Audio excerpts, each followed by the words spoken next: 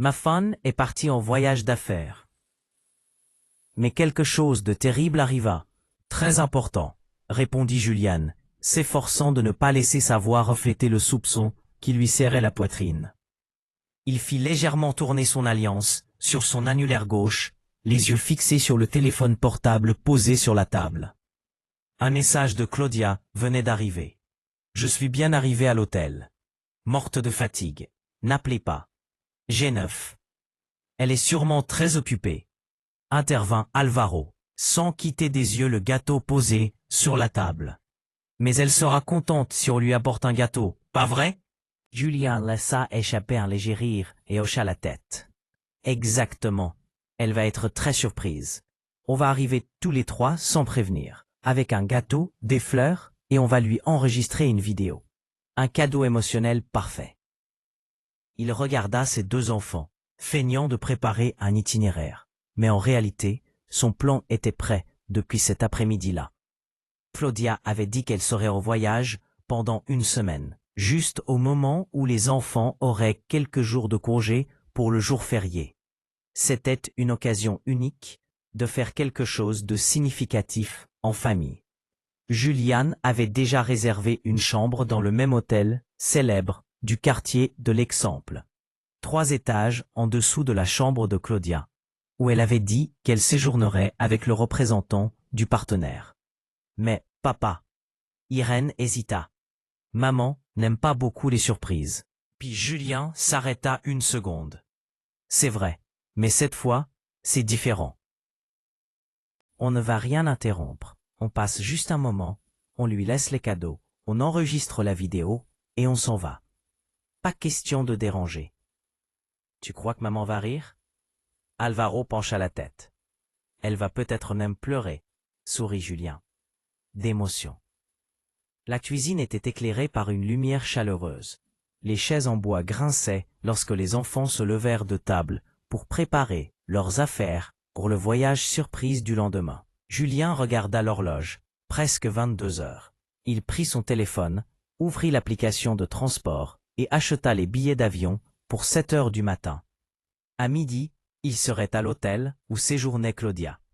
Le plan ne permettait aucune erreur. Pour lui, tout avait un sens. Il aimait sa femme. Claudia était une femme intelligente, déterminée, bien que parfois distante. En tant que directrice générale de la chaîne d'aliments sains Delicias Verdes, elle travaillait tôt le matin jusqu'à très tard le soir. Mais Julien ne s'était jamais plaint. Il avait même refusé une offre de chef de département dans une grande entreprise de construction, juste pour avoir plus de temps pour s'occuper des enfants et soutenir sa femme. Ce sacrifice, pensait-il, était normal dans une famille moderne. « Papa, je vais mettre le gâteau au frigo. »« Oui, je le porterai serré dans mes bras demain, » dit Alvaro depuis le salon. « Oui, couvre-le bien pour qu'il ne fonde pas. » Irène prit la petite caméra que son père avait utilisée pour filmer le voyage à Soria l'année dernière et sourit. « Je vais filmer le visage de maman surprise. Si elle ne crie pas, je serai triste. » Julien hocha la tête. Mais quelque chose de difficile à définir brillait dans ses yeux.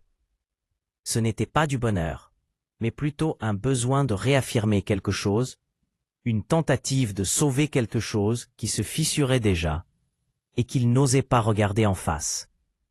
Le lendemain matin, les 3 montèrent tôt dans le train. Julien choisit des sièges économiques, mais près de la fenêtre.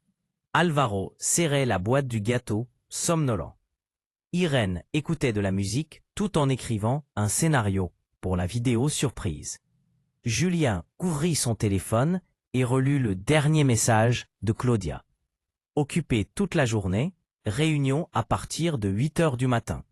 Je ne peux pas répondre aux appels. S'il y a quelque chose, envoie-moi un mail. Il déplaça silencieusement le message dans un dossier privé, puis ouvrit l'album photo de la famille. Les photos récentes avaient toutes été prises par lui. Promenade, parc, dîner. Celle de Claudia était toujours de profil, parlant au téléphone, écrivant sur l'ordinateur ou souriant de manière cordiale. Aucune n'était vraiment intime. « Papa, murmura Irène. Es-tu sûr que maman est en cet hôtel? Oui, elle l'a écrit elle-même. Étage 8, chambre 802.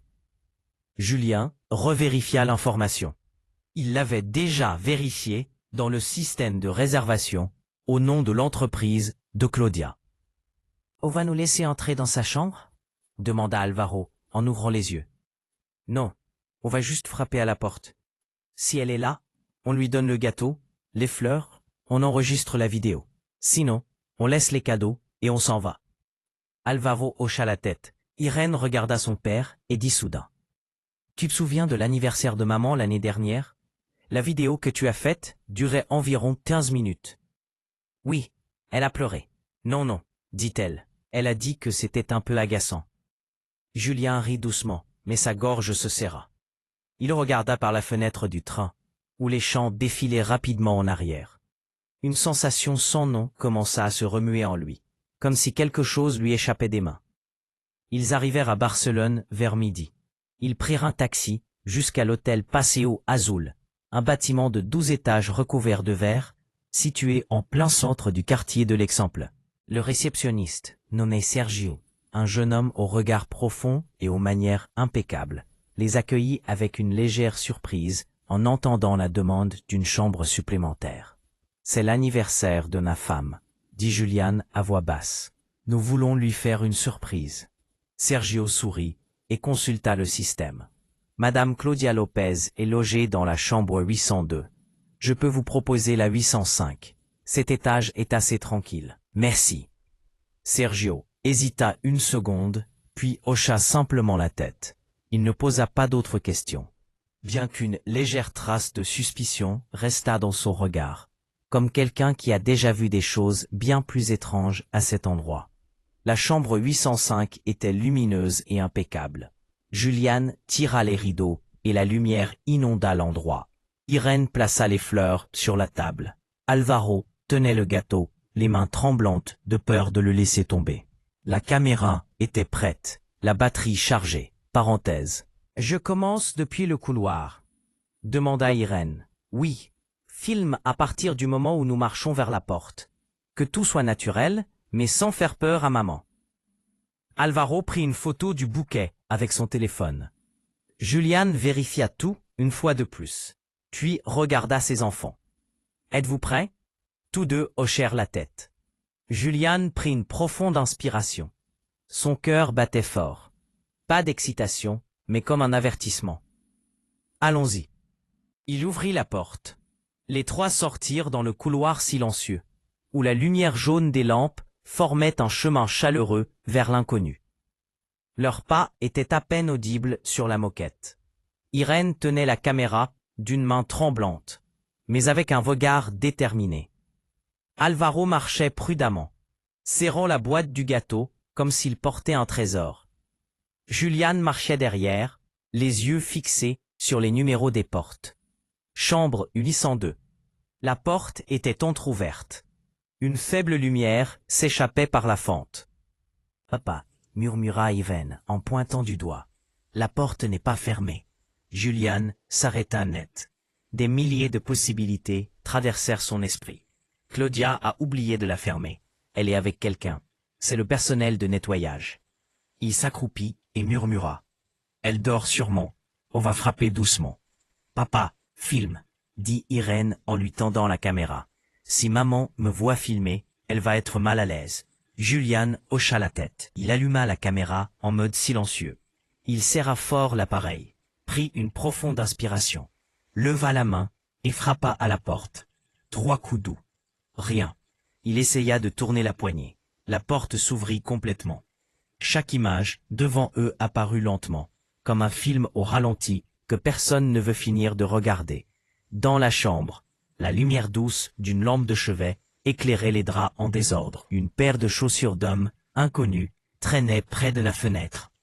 Un parfum fort, étrange, remplit les narines de Julien. Dans le lit, Claudia, sans vêtements d'extérieur, allongée sur le côté, les cheveux ébouriffés, son bras enlaçant un homme inconnu. Tous deux dormaient profondément. Le drap glissé laissait voir des zones de peau nue sans aucune pudeur. Un gémissement étouffé se fit entendre, non pas de Julien, mais d'Irène. « Maman !» Claudia bougea à peine, sans se réveiller.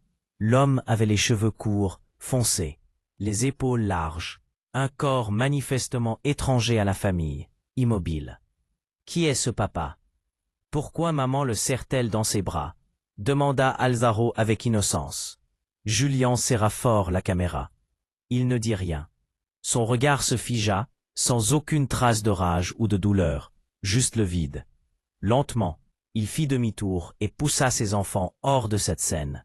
Sans cri, sans reproche, sans parole, Irène détourna les yeux, les larmes aux yeux qui ne coulèrent pas. Serra Alvaro dans ses bras et maintint la boîte du gâteau qui avait basculé à cause du tremblement de son frère. Julien ferma la porte, enregistra un dernier plan de la chambre 802. La caméra restait allumée. Personne ne l'éteignit. Les images qu'elle avait capturées étaient comme des lames qui coupaient la chair sans laisser de sang, seulement la dévastation.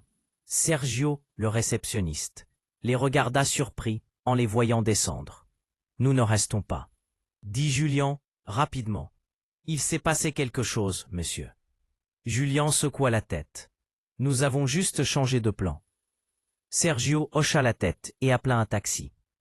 Irène gardait la tête baissée, accrochée à la caméra.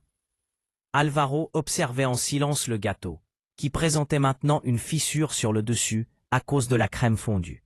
Personne ne parla. Personne ne blâma Claudia. Mais quelque chose se brisa en eux. Quelque chose pour lequel il n'existait ni mot, ni réparation. Dans le train de retour à Madrid, le silence régnait. Irène n'écoutait pas de musique. Alvaro ne posait aucune question. Julien restait immobile, les mains posées sur ses jambes. Autour d'eux, d'autres passagers les regardaient comme une famille ordinaire revenant d'une excursion.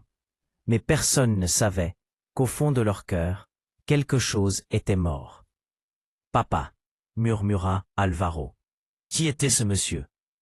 Julien regarda son fils, un enfant d'à peine 9 ans. Son âme était encore trop innocente pour comprendre la trahison, le mensonge et la douleur profonde. « Je ne sais pas » répondit-il, d'une voix éteinte. « C'est peut-être juste un collègue de travail. » Alors, pourquoi maman le serrait-elle dans ses bras, comme quand elle t'a serré dans ses bras pour ton anniversaire? « Tais-toi, Alvaro » interrompit Irène. Alvaro baissa la tête. Julien ne dit rien. Il regarda simplement par la fenêtre. Le vent soufflait fort. Des nuages sombres s'accumulaient.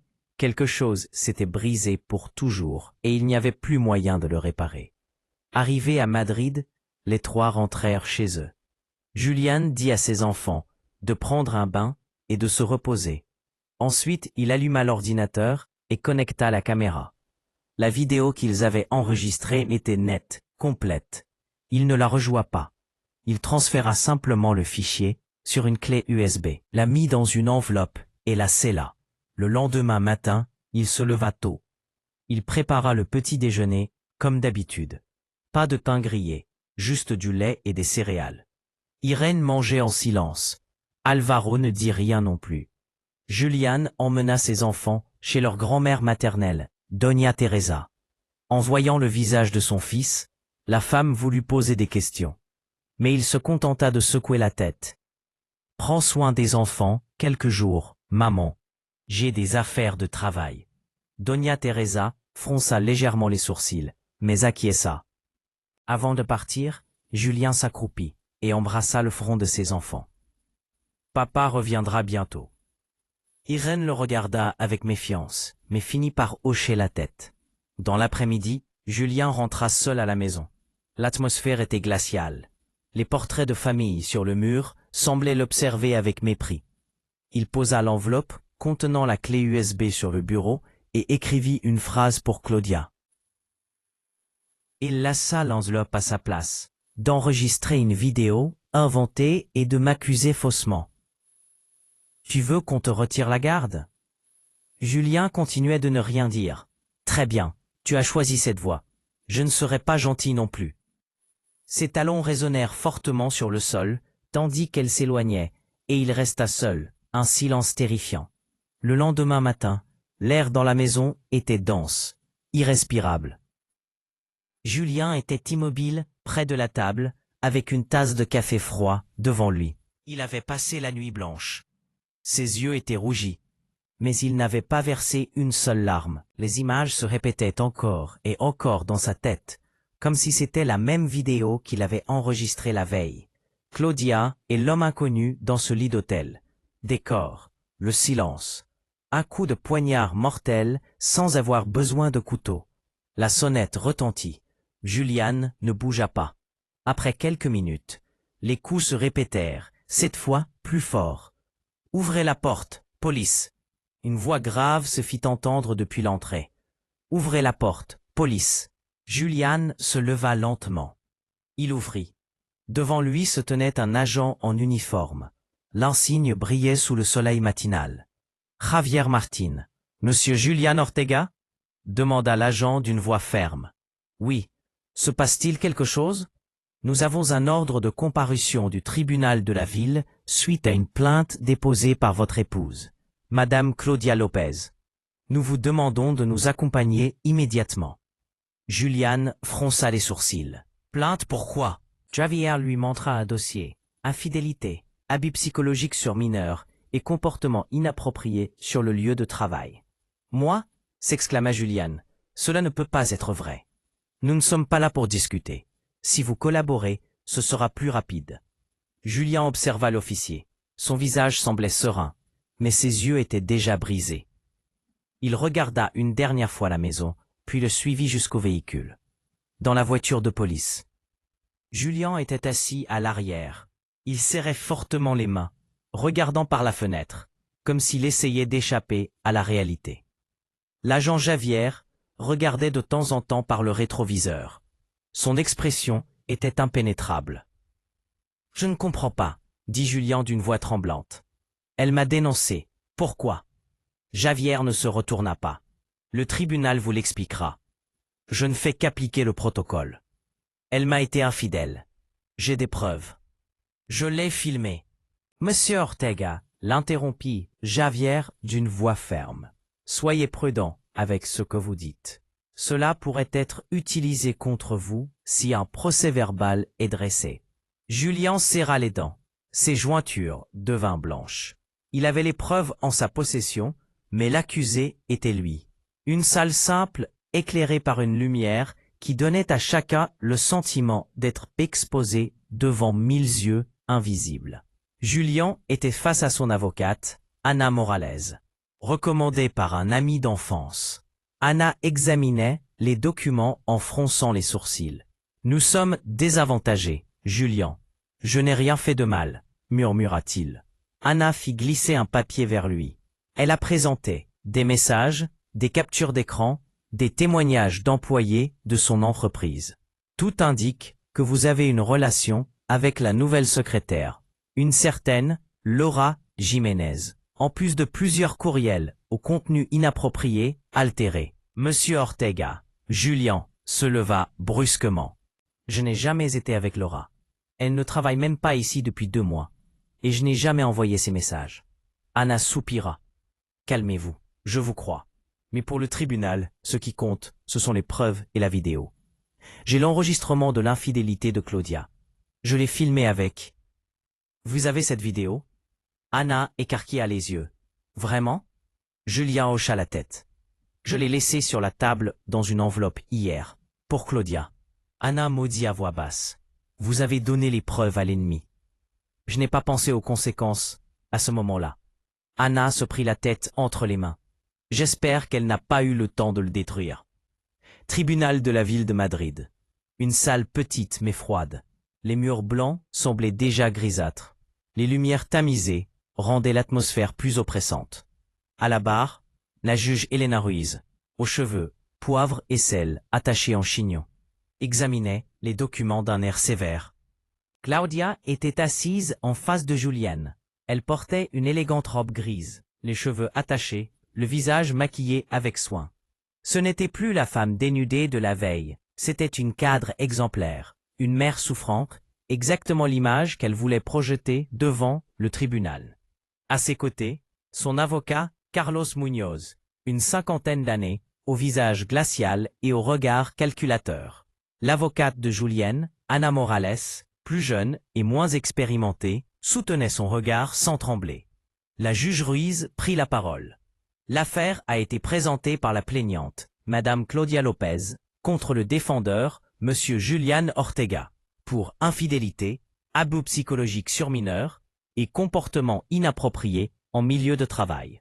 Ce tribunal se réunit d'urgence pour déterminer la garde des mineurs pendant l'enquête. Julián sentit un nœud dans sa gorge. « Je proteste. J'ai une vidéo. J'ai la preuve que Claudia a été... » Silence, l'interrompit la juge Ruiz. Les preuves seront évaluées ultérieurement.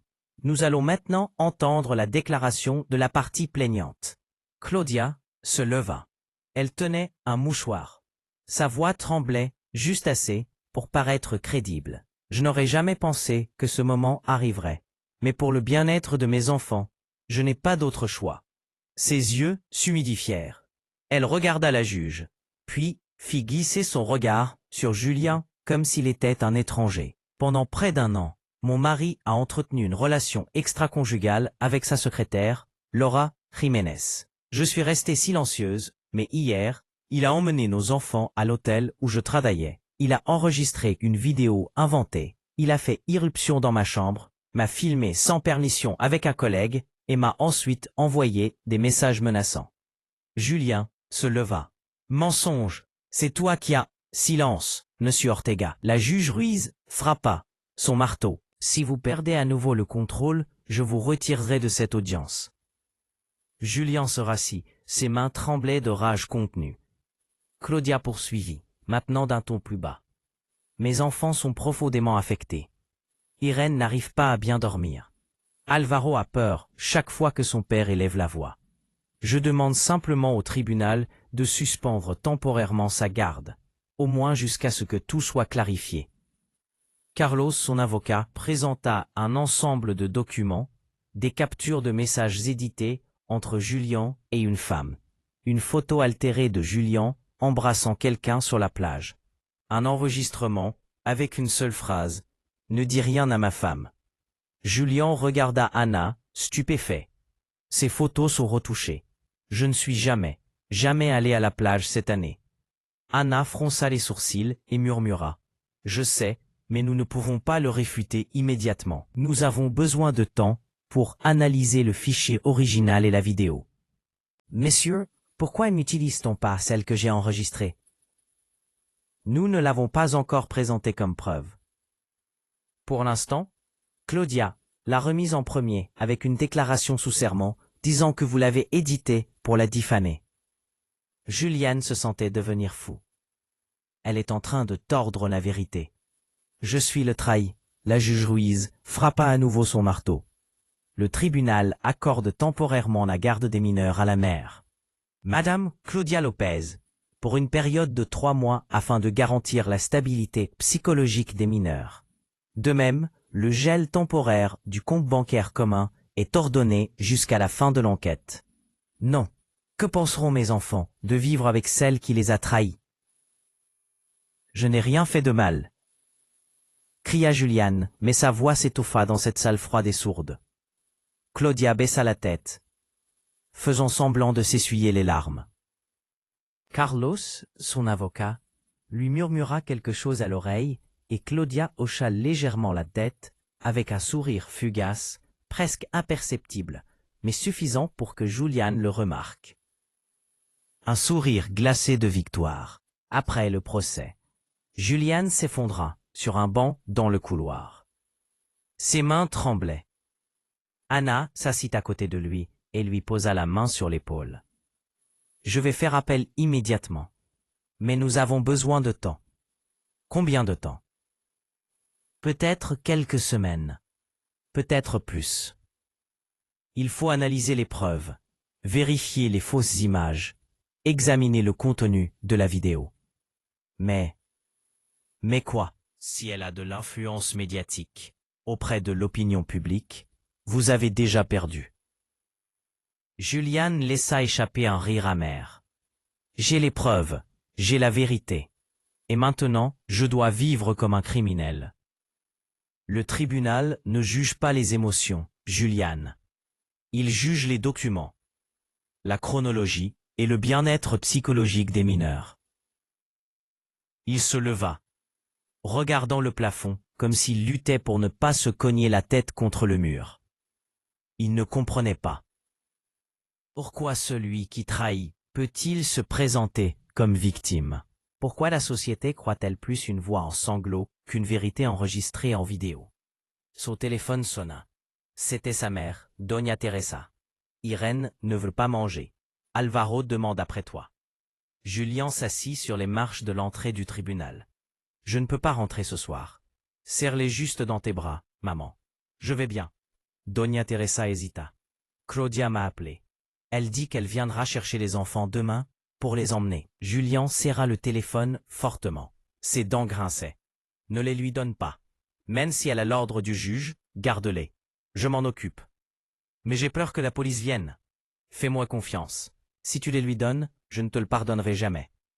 Elle ne répondit pas. Un long silence s'installa entre eux. Julian rentra chez lui lentement. La porte était toujours entr'ouverte, comme si tout dans sa vie attendait quelqu'un d'autre pour finir de s'effondrer. Il entra dans le salon. La photo de son mariage avec Claudia était toujours accrochée au mur. Il leva la main pour l'enlever, mais s'arrêta. À quoi bon? La vérité n'est pas dans les cadres, elle est dans les gens. 2 jours plus tard, Ana Morales arriva à midi, avec un ordinateur portable et plusieurs documents qu'elle venait de recevoir d'une source interne. Nous avons quelque chose qui pourrait tout changer, dit-elle précipitamment en allumant l'ordinateur et en sortant les papiers. Julian s'affaissa sur le canapé. Il avait une barbe de plusieurs jours. Si c'est un autre montage ou un audio édité, ne t'embête pas. Ce n'est pas ça, dit Ana en se penchant légèrement. Sa voix baissa. C'est une déclaration de quelqu'un que vous connaissez. Déclaration? L'homme de l'hôtel. Ivan Ruiz. Subordonné direct de Claudia chez Delicias Verdes. Ce nom fit figer Julian. Ivan, quel rôle joue-t-il dans tout ça? Ana posa un courriel imprimé sur la table devant lui. C'est un brouillon filtré d'un courriel interne. Claudia l'a envoyé à son avocat privé. C'est une partie du plan de divorce. J'ai besoin qu'Ivan coopère avec la mise en scène, à condition qu'il ne connaisse pas le but final. Suggérez-lui que c'est une stratégie pour m'éloigner d'un mari toxique et obtenir un avantage médiatique. Si nécessaire, nous augmenterons le bonus une fois terminé. Julien était abasourdi. Elle a engagé pour simuler?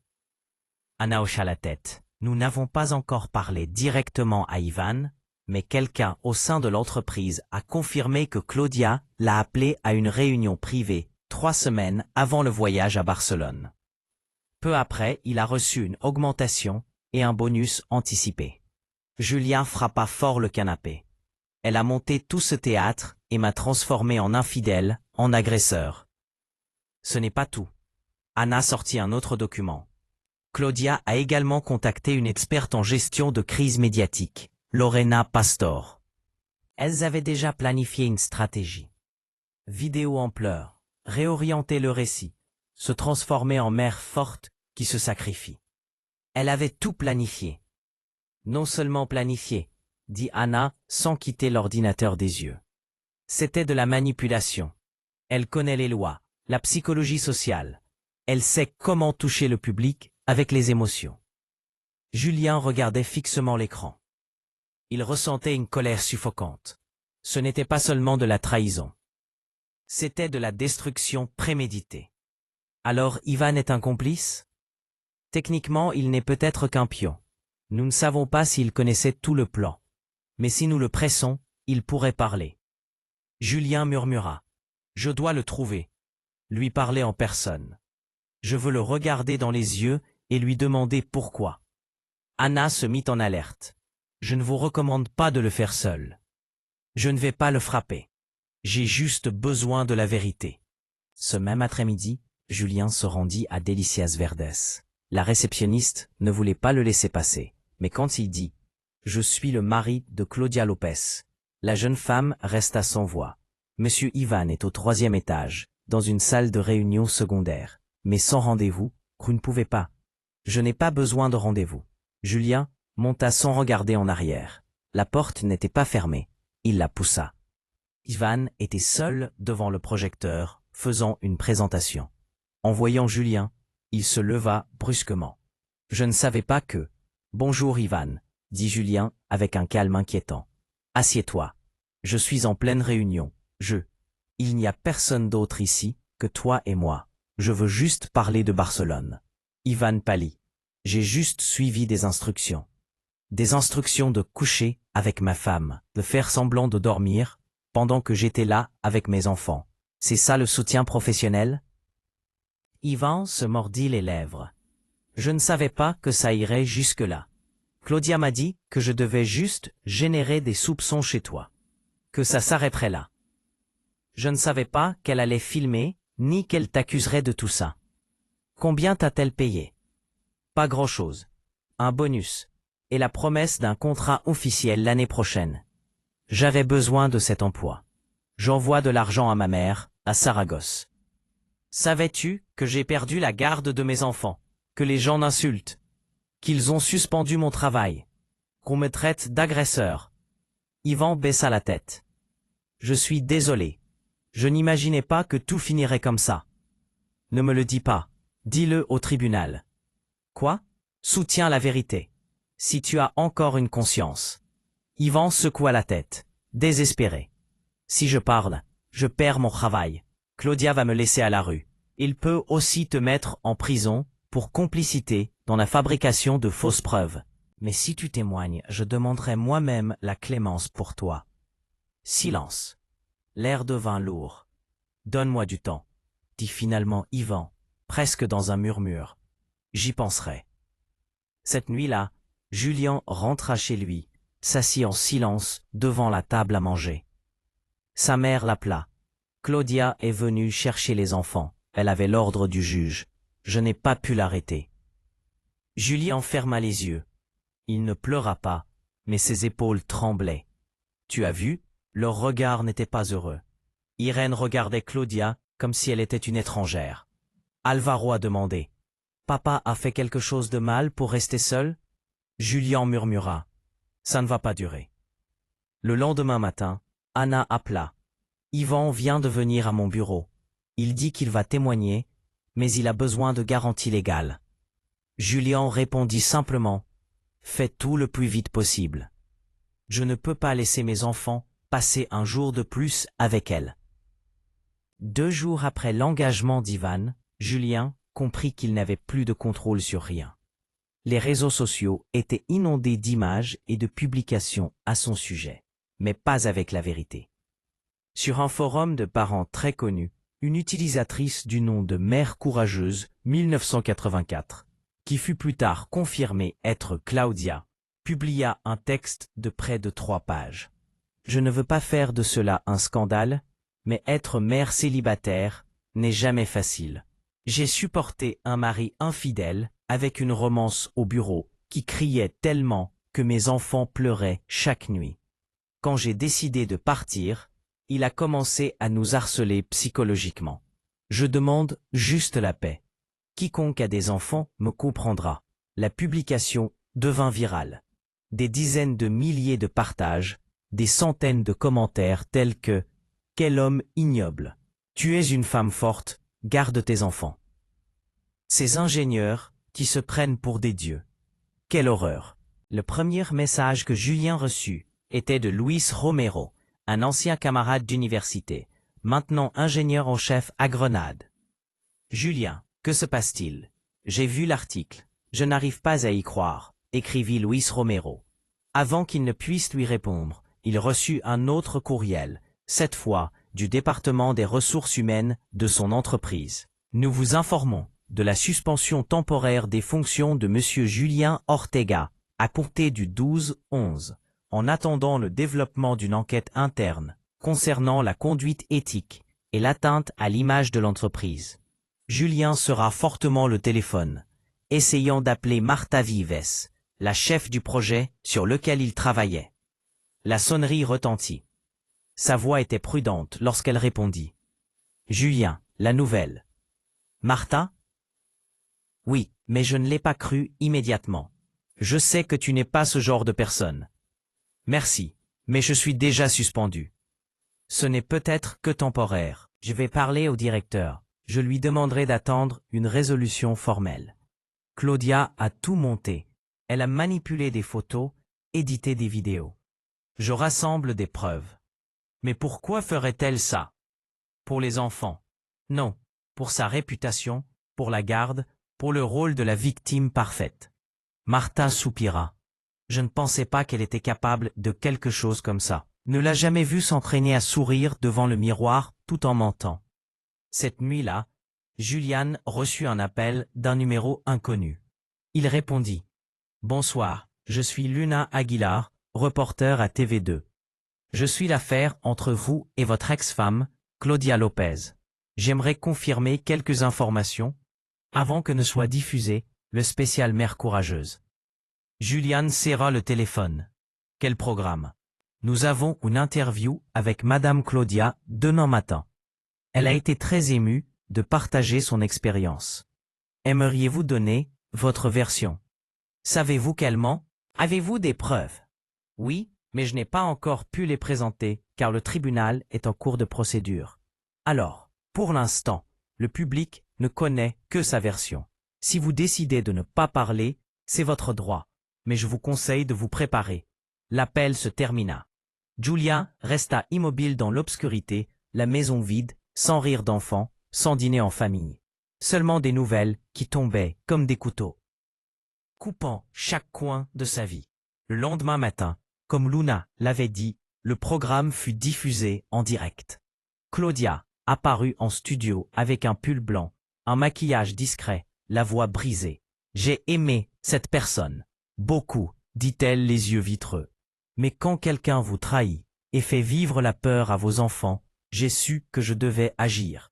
Pas pour moi, pour Irène et Alvaro. » La présentatrice hocha la tête avec empathie. « Vous lui avez pardonné? » Louis, Claudia, sourit à peine. Elle baissa les yeux. « Je ne le blâme pas.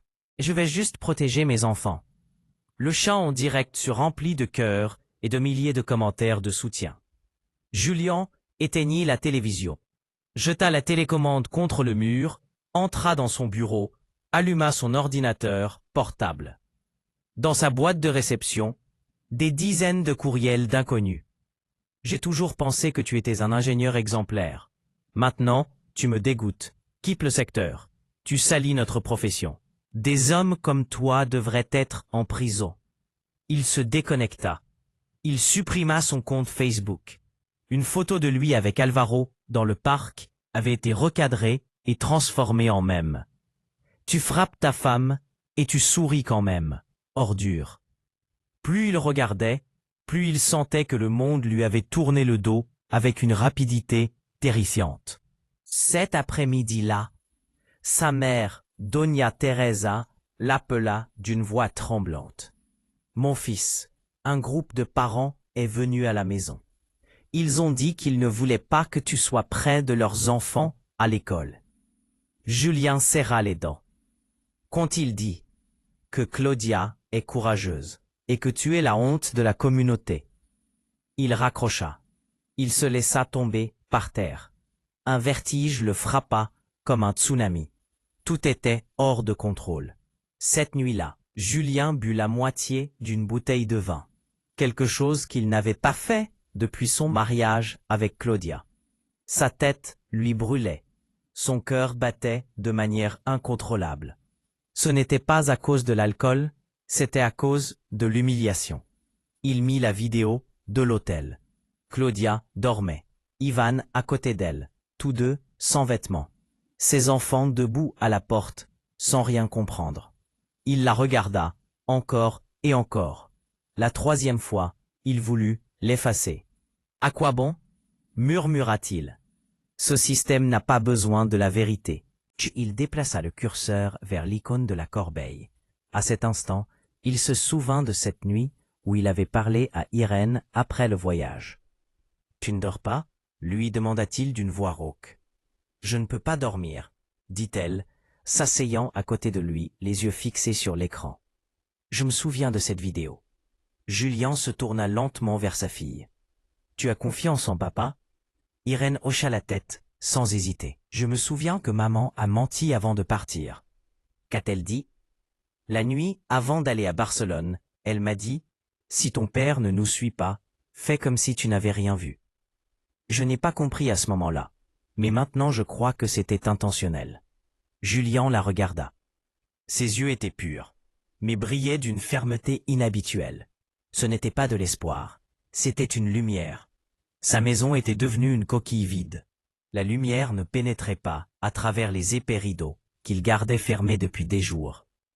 La cuisine était froide, la table couverte de poussière. L'horloge murale s'était arrêtée à 2h12 et personne ne prenait la peine de changer les piles.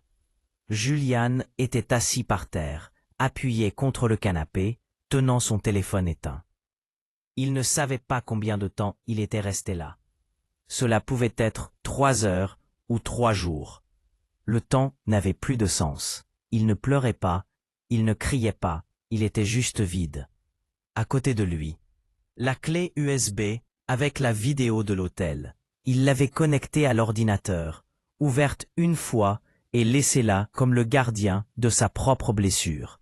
À un moment donné, il pensa à la télécharger sur Internet, mais ensuite, il se dit « À quoi ça sert? Qui le croirait ?» La sonnette retentit. Julian ne bougea pas. Après quelques minutes, le bruit des clés, sa mère, Doña Teresa, utilisait la copie qu'elle avait depuis qu'il vivait seul. Julian l'appela-t-elle doucement. La voix chargée d'angoisse. « Es-tu là ?»« J'ai parlé à Anna. Elle dit qu'elle prépare tout. Ivan a signé la déclaration. »« Il est trop tard, maman. »« Non, il est encore temps. Tu dois croire. » Julien la regarda.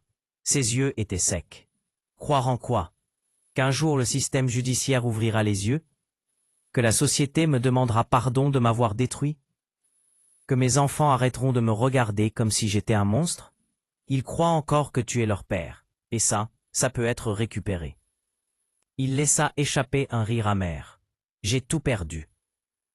Mon travail, le respect de mes enfants, même l'envie de continuer à vivre. Tu as toujours Irène, Alvaro, moi. Julien ne répondit pas, mais ses yeux vacillèrent. Cette nuit-là, il s'assit seul dans son bureau.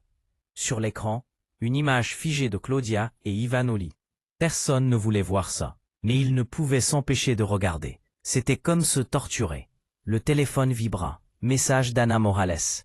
Nouvelle urgente. Claudia est réapparue à la télévision, insinuant que vous avez des problèmes mentaux. J'ai demandé une ordonnance de protection urgente pour l'empêcher d'utiliser cela pour vous séparer définitivement des enfants. Je dépose la demande demain. Tenez bon encore un peu. Julien lâcha le téléphone. L'oppression dans sa poitrine grandissait. Elle n'allait pas s'arrêter, elle ne le ferait pas, tant qu'elle ne l'aurait pas effacé de la vie de ses enfants. Tard dans la nuit, Julien se leva en silence, entra dans sa chambre. Sur l'étagère étaient rangés des dessins d'Alvaro, un poème qu'Irène avait écrit en 3e année, des photos de famille à Ségovie. C'étaient des fragments de quelque chose qu'il appelait autrefois le bonheur. Il prit une feuille blanche, écrivit « Si quelqu'un lit ceci, s'il vous plaît, comprenez. Je ne veux faire de mal à personne, mais je n'en peux plus. Je suis épuisé d'être transformé en quelqu'un que je ne suis pas. J'aime mes enfants. Je n'ai jamais frappé ma femme. Je n'ai jamais été infidèle. J'ai juste aimé de la mauvaise façon. » Il laissa la lettre sur le bureau et se dirigea vers l'armoire à pharmacie. Sa main trembla en ouvrant le compartiment des somnifères. Au moment de prendre le flacon, il s'arrêta. Dans l'obscurité, l'écran de l'ordinateur était toujours allumé. Un ping retentit. Un message de la tablette synchronisée d'Irène. « Je ne peux pas dormir, Alvaro non plus. Je veux juste te dire. Je crois en toi, papa, et j'attends de pouvoir rentrer à la maison. » Julien s'effondra sur la chaise. Le flacon lui glissa des mains. Il regarda l'écran comme si cette phrase était sa dernière bouffée d'oxygène. Ce n'était pas de l'espoir, c'était un fil qui ne se rompait pas. Le lendemain matin, il appela Anna. Anna, envoie toutes les preuves. Sors tout, coûte que coûte. La voix d'Anna était ferme. C'est ce que je suis en train de faire. Aujourd'hui, Ivan a signé la déclaration notariée. Je vais tout joindre. Courriel, prime, le plan média. Il y a même un enregistrement où Claudia dit à son conseillère en images. Tu dois me faire passer pour une veuve, le plus possible. Julien acquiesça d'une voix grave. Cette fois, je ne céderai pas. Êtes-vous prêt? Demanda Anna Morales lorsque Julien entra dans son bureau ce matin-là. Il hocha la tête. Son regard était serein, mais acéré. Ce n'était plus l'homme qui tremblait dans l'obscurité, mais un père qui était tombé et s'était relevé avec la seule chose qui lui restait. La vérité. J'ai envoyé tous les documents au tribunal ce matin, dit Anna en lui tendant une copie du dossier. Ils comprennent la déclaration notariée d'Ivan Ruiz, l'audio de la réunion interne avec la voix de Claudia mentionnant le montage de l'hôtel, et les courriels concernant la fausse stratégie médiatique. Et la vidéo de l'hôtel? Demanda Julien. Jointe sur une unité chiffrée, envoyée directement à la juge Ruiz. Nous avons une expertise qui certifie que la vidéo n'a pas été éditée. Julien hocha la tête. Anna respira profondément. Ce n'est pas tout. J'ai également demandé une citation à comparaître directement pour Claudia. Le tribunal l'a approuvée. Audience d'urgence, demain matin, à la première heure. Elle le sait? Sûrement. Les médias commencent à flairer quelque chose. Certains journalistes du Confidentiel m'ont déjà appelé. Mais je n'ai fait aucun commentaire. Julien garda le silence. Un instant plus tard, il murmura. Cette fois, je la regarderai droit dans les yeux. Cette nuit-là, Anna appela Julien. Ivan vient de m'envoyer une conversation qu'il a récupérée de son ancien téléphone portable. Ce fragment peut couler Claudia. Envoie-le-moi. Un instant plus tard, le téléphone de Julien vibra. Sur l'écran apparut une capture du chat entre Claudia et Ivan. Claudia, laisse la porte ouverte. Je mettrai la climatisation assez fort pour qu'il croie que l'hôtel a oublié de la fermer. Tu n'as qu'à dormir comme si de rien n'était. Ivan, ça ne te dérange pas que tes enfants puissent nous voir? Claudia, meilleur impact psychologique. Les enfants confirmeront. Ivan, et s'il enregistre une vidéo? Claudia, je dirais qu'elle est éditée. Ensuite, je filtrerai de faux messages. T'inquiète pas, je contrôle l'opinion publique. Julien lut tout. Ses yeux rougirent. Mais pas de douleur, d'une lucidité absolue. Garde-le. Demain, on lâche tout. Le lendemain matin, tribunal de la ville. La salle était plus remplie que la fois précédente. Il y avait même des reporters au fond, bien qu'ils ne soient pas autorisés à filmer. Claudia arriva la première avec sa robe formelle habituelle, le regard froid, bien que légèrement inquiète cette fois. Julian entra ensuite, ne la regarda pas, regarda directement l'estrade.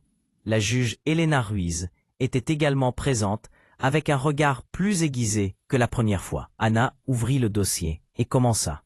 Votre honneur, nous présentons aujourd'hui de nouvelles preuves démontrant que la plaignante, Madame Claudia Lopez, a délibérément organisé une fausse situation pour incriminer le défendeur, Monsieur Julian Ortega, dans le but d'obtenir la garde des mineurs et de manipuler l'opinion publique. Ruiz fronça les sourcils. Avocate Morales, avez-vous des preuves concrètes? Anna hocha la tête. Avec votre permission, je les présente en images. Elle alluma le grand écran derrière l'estrade. La vidéo de l'hôtel apparut. Claudia et Ivan allongés, avec la lumière tamisée et la porte ouverte. Puis la voix d'Irène en chuchotant. Papa, maman. Ensuite, l'audio de l'appel entre Claudia et la consultante en médias. Claudia. Je n'ai pas besoin qu'il soit emprisonné. J'ai besoin que les gens le détruisent. J'ai besoin d'être vue comme une mère célibataire qui souffre. La juge Ruiz réfléchit. Je reconnais cette voix. Madame Lopez, avez-vous quelque chose à dire? Claudia resta silencieuse. Anna continua. De plus, nous présentons la déclaration notariée de Monsieur Ivan Ruiz, qui affirme que toute la scène à l'hôtel a été monté sous les instructions de Madame Lopez. Claudia fronça les sourcils et lâcha d'un ton sec. C'est faux. Ivan est un rancunier qui veut me ruiner. Ruiz répliqua froidement. Vous aurez l'occasion de répondre plus tard. Où est l'avocat Munoz? Claudia ne répondit pas. Julian n'avait pas parlé jusqu'à ce moment, mais il se leva alors d'une voix sereine. J'ai cru autrefois que j'étais faible, parce que je ne criais pas, mais j'ai compris. Je ne veux pas que mes enfants se souviennent de leur père, criant après leur mère dans un tribunal. La juge Ruiz l'observa longuement, puis hocha légèrement la tête. Madame Lopez, compte tenu de ces nouvelles preuves, le tribunal suspend toutes les décisions antérieures. La garde provisoire est transférée à Monsieur Ortega. De plus, une enquête pénale sera ouverte contre Madame Claudia Lopez pour diffamation, manipulation de preuves et préjudice psychologique sur mineur. Claudia se leva brusquement. « Non, je suis la victime. Vous faites une erreur. » Ruiz répliqua froidement. « Vous avez le droit de faire appel. Mais à partir de maintenant, vous ne pourrez pas vous approcher des mineurs pendant 3 mois. » Julian s'assit, en respirant profondément. Une goutte de sueur lui coula sur la tempe. Ce n'était pas de la fatigue, c'était la libération. Anna se pencha vers lui. « On a gagné. » Il hocha la tête. Mais il savait qu'il n'y avait pas de gagnant. Il ne restait que la vérité, enfin entendue. En rentrant, Julian reçut un message de sa mère. « Irène et Alvaro t'attendent. J'ai fait du poisson mijoté. Votre plat préféré à tous les 3. » Il répondit. « J'arrive, maman. » Peu après, il reçut un autre message d'Anna. La presse a changé de ton. Luna Aguilar a appelé. Elle veut t'interviewer. Ils disent que tu es un symbole de résistance face à la manipulation médiatique. Julian sourit pour la première fois depuis des mois, un sourire sincère. Cet après-midi-là, il arriva chez sa mère. La porte s'ouvrit et la lumière du crépuscule illumina les visages d'Irène et d'Alvaro assis à table, l'attendant. Ils le virent. Il y eut une seconde de silence. Puis Alvaro cria « Papa !» et courut le serrer fort dans ses bras. Irène se leva, marcha plus lentement, mais en arrivant, elle ne put retenir ses larmes. Elle l'embrassa et murmura « Je te l'avais dit, je savais que tu n'avais rien fait de mal. » Julian les serra fort dans ses bras. Doña Teresa, debout à côté d'eux, les yeux rouges, mais un sourire doux, dit « J'ai préparé du poisson mijoté. Aujourd'hui, vous devez tout manger, hein ?»« Bien sûr, maman, » répondit Juliane d'une voix brisée. « Aujourd'hui est le jour où nous avons recommencé à vivre. » Cette nuit-là, les 3 s'assirent ensemble à table. La lumière jaune et chaude remplissait la cuisine. Irène raconta des histoires de l'école. Alvaro parlait avec enthousiasme d'une excursion qu'il voulait faire, comme avant. Juliane les écoutait en souriant. Il n'avait pas besoin de dire quoi que ce soit, juste d'être là en paix, vraiment. Après le dîner, quand les enfants dormaient, Juliane sortit sur le balcon et appela Anna Morales. « Je veux te remercier, » lui dit-il. Anna laissa échapper un rire. « Ce n'est pas la peine, j'ai juste fait mon travail. » Mais Juliane, « Oui, tu es le premier client qui m'a fait croire à nouveau en la profession d'avocat.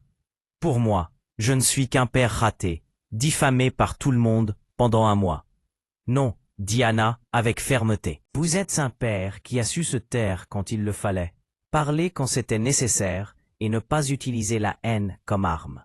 La vérité, il y a eu des moments où j'ai voulu devenir un monstre. Et vous ne l'avez pas fait. C'est pour ça que vous avez gagné. Julian ne dit rien de plus, mais pour la première fois, depuis de nombreux mois, il ressentit quelque chose de différent dans sa poitrine. La sérénité. 3 jours plus tard, une émission spéciale fut diffusée à la télévision sous le titre « La vérité, derrière le rideau médiatique ». Cette fois, ce n'était pas Claudia qui était assise devant les caméras, mais Juliane. La présentatrice, Luna Aguilar, commença d'une voix ferme. Après tout le scandale, l'homme qui a été traité d'infidèle, d'agresseur, et qui a été aujourd'hui complètement réhabilité, est avec nous. Bienvenue, Monsieur Julian Ortega. Bonjour, Madame Luna, acquiesça Juliane avec un visage serein. Je voudrais commencer par cette question. Pourquoi n'avez-vous pas réagi plus fermement, dès le début? J'ai pensé que si je parlais trop tôt, les gens diraient que je me justifiais. Alors, j'ai gardé le silence. Mais il s'est avéré que même ce silence a été déformé. Maintenant que toute la vérité a éclaté, gardez-vous de la rancune envers celle qui vous a détruit. Julien resta silencieux quelques secondes, puis répondit. Je ne cherche pas la vengeance. Je veux juste vivre avec honnêteté et être un exemple pour mes enfants. Cette phrase simple toucha le cœur des téléspectateurs. Luna hocha la tête avec respect. Merci d'avoir eu le courage d'être fidèle à vous-même. L'interview fut partagée des milliers de fois.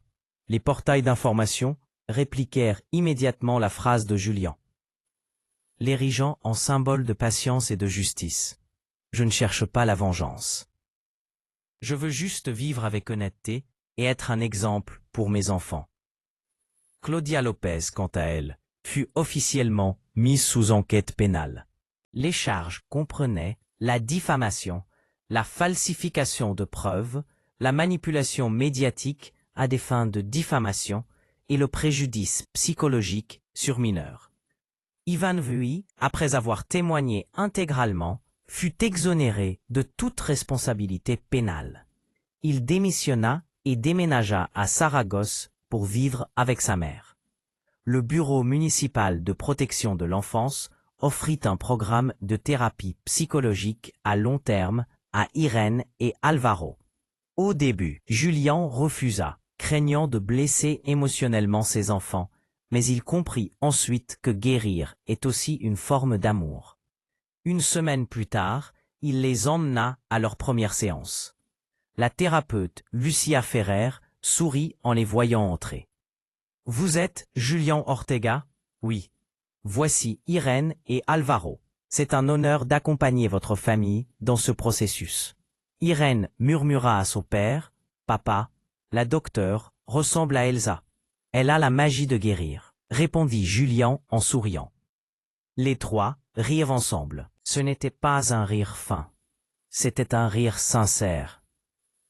Un mois plus tard, son ancienne entreprise l'appela pour lui proposer de reprendre le travail. Mais Julien refusa. « Je travaille ailleurs maintenant, » dit-il au chef des ressources humaines.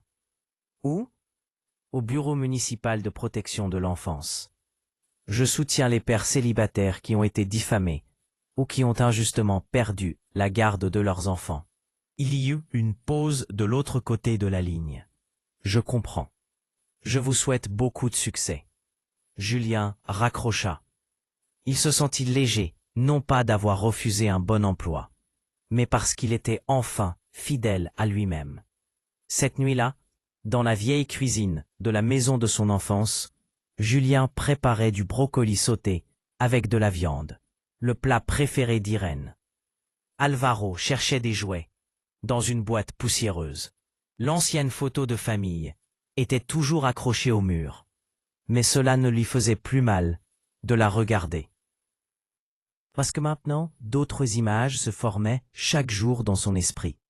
Celle de ses enfants le serrant dans leurs bras au tribunal, 2-3 riant à table, d'Irène prenant une photo de lui pendant qu'il faisait la vaisselle et écrivant en légende « Mon super-héros ». Alvaro courut vers lui. « Papa, demain on a un cours de conte. Est-ce que je peux raconter l'histoire de papa ?» Juliane s'accroupit. « Quelle histoire veux-tu raconter ?»« L'histoire du papa héros, mais sans cape. » Irène intervint. « Et sans super-pouvoir, juste sans jamais abandonner. » Juliane les serra fort dans ses bras. « Oui, papa est d'accord. » Plus personne n'avait peur des surprises, car la paix était désormais la plus belle surprise de leur vie. La vérité peut être cachée. La justice peut être lente, mais si nous restons fermes, sans répondre par la haine, mais avec intelligence et compassion, la lumière reviendra toujours. Julien est la preuve qu'un père ordinaire peut devenir un héros lorsqu'il se lève pour ses enfants et pour la vérité. Malgré la diffamation, l'humiliation et les pertes, il n'a pas permis que la rancune le guide. Cette histoire nous rappelle, n'abandonnons pas la vérité, car elle est le fondement de toute confiance. Si vous avez aimé cette histoire, nous vous invitons à aimer et à vous abonner à notre chaîne. Votre soutien nous motive à continuer de vous proposer des histoires émouvantes presque tous les jours. Nous vous sommes très reconnaissants de votre soutien.